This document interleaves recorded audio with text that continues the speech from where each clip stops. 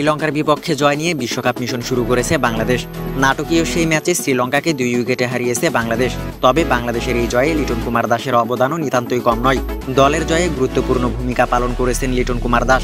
Situation অনুযায়ী bat করেছেন, দল যখন বিপদে তখন তিনি হাল ধরেছেন, খেলেছেন ধীরগতির ইনিংস। লিটন দাসের এমন ধীরগতির ব্যাটিং দেখে প্রশ্ন তুলেছে অনেকেই। আর এই তালিকায় আছে তামিম ইকবালও। লিটন দাসের ধীরগতির ইনিংস মোটেও পছন্দ হয়নি তামিম ইকবালের। লিটন দাসের 38 বলে 36 রানের ইনিংস নিয়ে ESPN ক্রিকইনফোর এক শোতে তামিম বলেন, আমাদের আক্রমণাত্মক স্টাইলে খেলার সুযোগ ছিল। হ্যাঁ, শুরুতেই আমাদের 2-1টা উইকেট পড়েছে।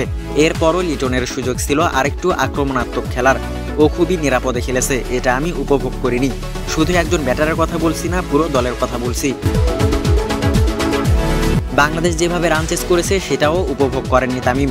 এ প্রসঙ্গে তামিম ইকবাল বলেন, বাংলাদেশ যেভাবে রান তাড়া করেছে সেটা আমি উপভোগ করিনি। উইকেটের বিষয়ে কথা বলছি না। টি-20তে 120-125 রান খুব কঠিন স্কোর না।